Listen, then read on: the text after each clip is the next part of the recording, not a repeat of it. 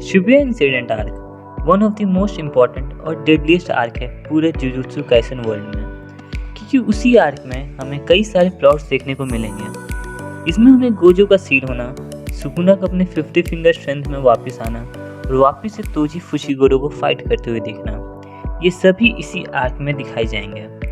लेकिन हमें एक ऐसा बंदा जो काफ़ी स्ट्रॉन्ग है उसे इस आर्क में नहीं दिखाया जाएगा, जबकि उसके यहाँ होने से काफ़ी कुछ चेंज हो गया रहता। शायद गोजो सील ही ना हुआ होता, या फिर अगर हो भी जाता तो उसे वापस ला दिया जाता।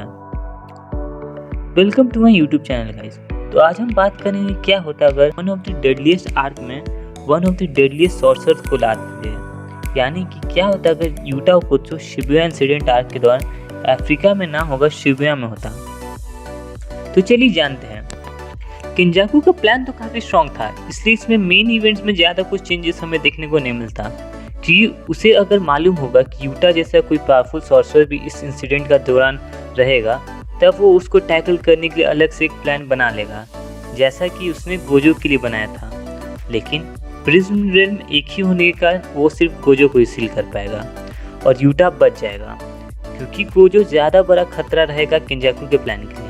लेकिन यहीं पर हमारे यूटा की एंट्री होगी, क्योंकि वो भले ही देखने में स्ट्रॉन्ग ना हो, लेकिन हम सभी को मालूम हो कितना स्ट्रॉन्ग है। यहाँ तक कि गोजो को खुद ऐसा लगता है कि यूटा उसे आसानी से सरपास कर देगा, और यहाँ तक कि उसने सील होते टाइम बोला था कि you are forgetting about Yuta, the one who killed you before. Main point से ना भटक के हम आते हैं इंसिडेंट के स्टार्टिंग में, जब शिबुया के ऊपर वेल लगाया गया था और सभी लोग जब गोजो गोजो कर रहे थे, तब गोजो तो पहले खुद ही जाता, लेकिन उसको हेल्प करने के लिए यूटा भी साथ रहता।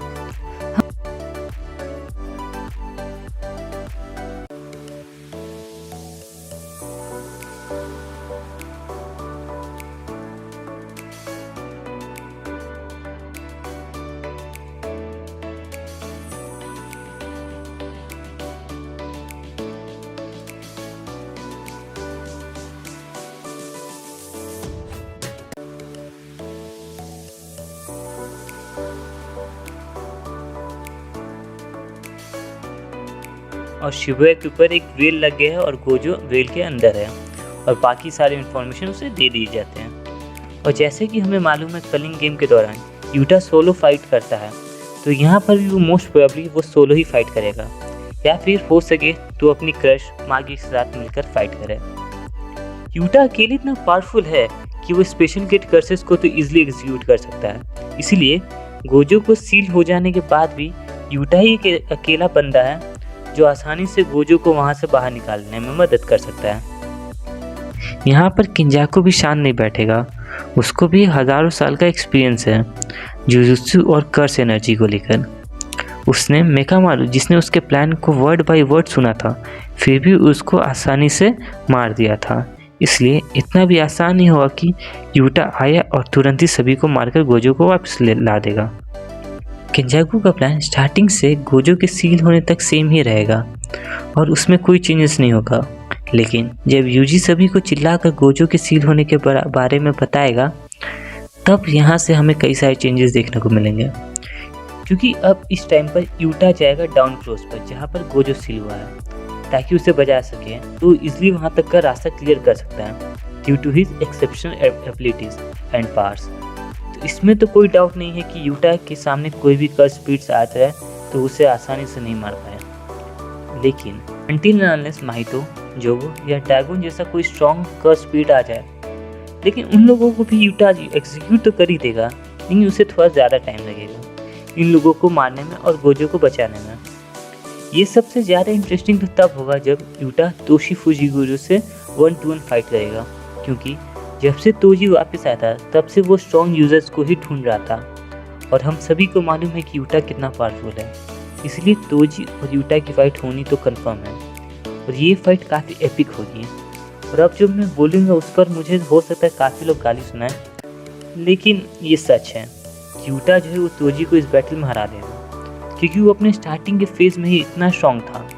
जिजी की मूवी में ही हमने देख रखा था कि उसने गेटो को उसके पीक टाइम पर हरा दिया था, जबकि उसको जुजुत्सु का सिर्फ एक ही साल हुआ था पढ़ाई किए हुए। तो ये पॉसिबल है कि यूटा तोजी को भी मार देगा, क्योंकि उस टाइम का गेटो गोजो जितना पावरफुल था, और गोजो ने भी कहा था कि यूटा काफ़ी पावरफुल सॉर्सर है, प्लस उसके पास रिका भी रहेगी जो उसे हेल्प करेगी। तो हम कह सकते हैं कि यूटा तोजी को आराम से मार देगा। अगर आपको अभी भी डाउट है तो एक और तरीका जिससे मैं आपको समझा सकता हूँ। याद है गोजो एक बार पहले ही बोला था कि रिका अपने फुल पावर में उसे मारने का पोटेंशियल रखती है अगर वो दोनों आपस में लड़ते हैं। तो यहाँ पर तो वो गोजो से कहीं ज़्यादा पावरफुल है, तो यूटा के साथ साथ वो बाय वन गेट वन में आ रही है। तो यानी कि यूटा का ट्रेनिंग और प्रोडिजी होने के कारण उसने कई सारे टेक्निक्स को मास्टर कर लिया था, जिसकी वजह से वो काफ़ी स्ट्रॉन्ग हो चुका था। यहाँ तक कि ये तो क्लियर ही है कि यूटा जो है वो तोजी को इजीली मार देगा। और मुझे जहाँ तक लगता है तोजी का कोई अपर लिमिट है जिसकी वजह से उन्हीं लोगों को चैलेंज करता है जो लोग उस लिमिट के अंदर है। जब सुकुना अपने फॉर्म में आया था तब तोजी उसका प्रेजेंस फील किया था, पर फिर भी वो उसके पास नहीं गया। उसे मालूम था कि वो सुकुना को नहीं हरा पाएगा क्योंकि वो उसके औकात के बाहर है। तो यहाँ पर ये कहा जा सकता है कि यूटा को भी तोजी नहीं मार पाएगा। डिस्क्लेमर, मैं यूटा को सुकुना जितना पावरफुल नहीं बता रहा हूँ, मैं सिर्फ ये बता रहा हूँ कि तोजी का एक लिमिट है। यूटा उतना पावरफुल नहीं है ये मैं भी जानता हूँ, और मैं ये भी नहीं कह रहा हूँ कि यूटा जो है वो तोजी के लिमिट को क्रॉस किया है। ये सब असम्पशंस आप लोग पे मैं छोड़ देता हूँ, आप लोग सोचिए। इसके बाद यूटा नीचे के फ्लोर्स पर जाता जहाँ पर गोजो सील्ड रहता, और उसे रास्ते में ही केंजाकू मिल जाता जिस तरह से मेइमेई को मिला था।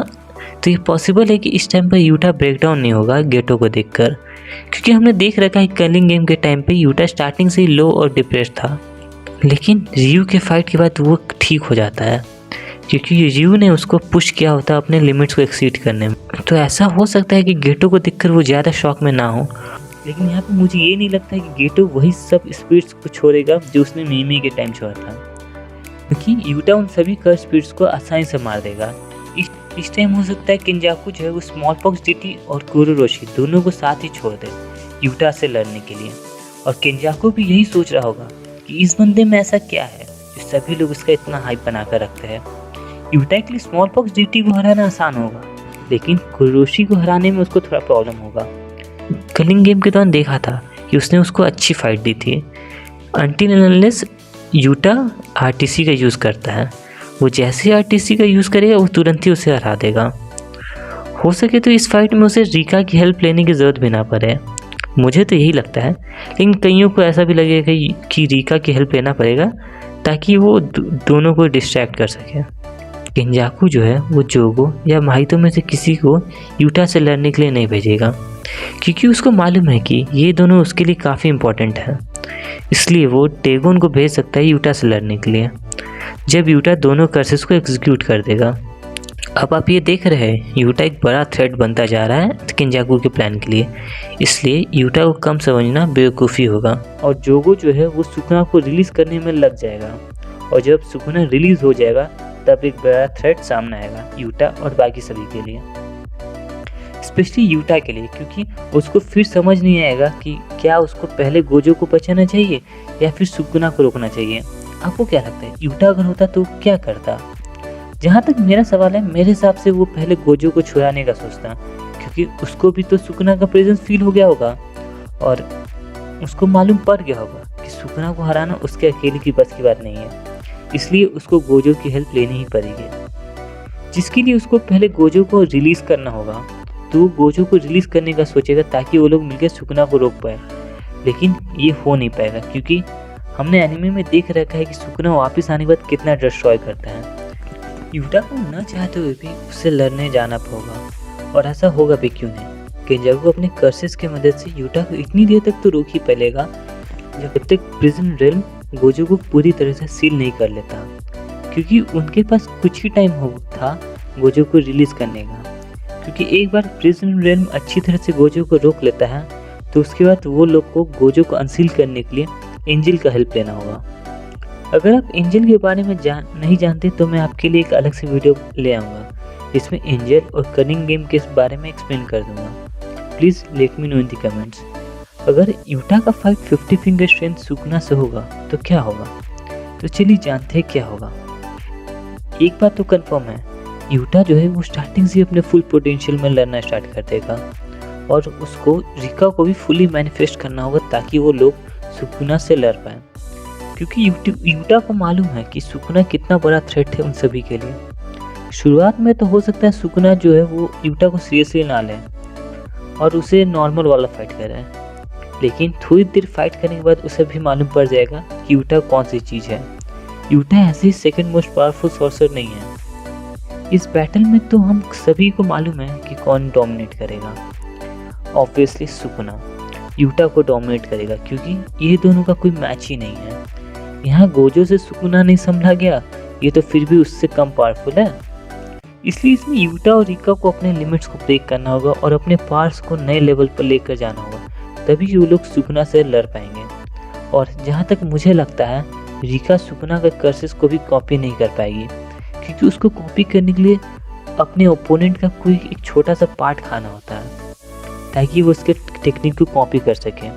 लेकिन यहाँ पर तो कोई चांस ही नहीं है कि वो लोग सुकुना को इतना डैमेज पहुँचा सके कि रिका सुकुना का कोई पार्ट खा सके उसका टेक्निक कॉपी करने के लिए।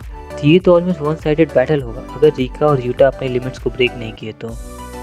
यहाँ पर हो सकता है कि यूटा जो है वो अपना डोमेन एक्सपेंशन करे ताकि इससे सुकुना को कोई डैमेज हो सके। ऐसे तो अभी तक मांगा में हमें यूटा के डोमेन के बारे में नहीं बताया गया है और ना ही हमें एनिमे में कुछ दिखाया गया है,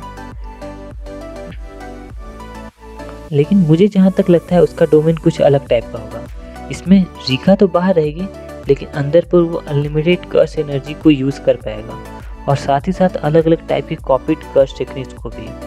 ये सब एक अजम्पशंस है, तो मैं ज़्यादा कुछ नहीं बोलूँगा। और देखा जाए तो सुकुना को भी डोमेन्स में काफ़ी इंटरेस्ट है, क्योंकि उसने जोगो को बोला था कि उसे अपना डोमेन एक्सपेंशन करना चाहिए।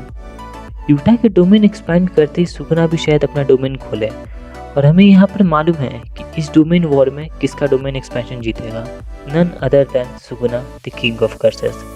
तो इस बैटल का आउटकम क्या होगा इसका आंसर मेरे ख्याल से मुझे देने का ज़रूरत तो नहीं है, लेकिन मैं इतना ज़रूर बोलूँगा कि केंजाकू शॉक हो जाएगा ये देखकर कि यूटा कितने पावरफुल है, क्योंकि उसे यूटा पावरफुल नहीं लगता था।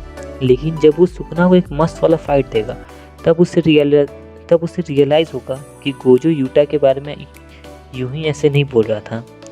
अगर आप मेरे इस चैनल पर नए हो तो सब्सक्राइब कर दो, और अगर नए नहीं भी हो तब भी सब्सक्राइब कर देना। बिना सब्सक्राइब किए गए तो अंडी बंडी शंडी। यहीं पर इस वीडियो को करते हैं।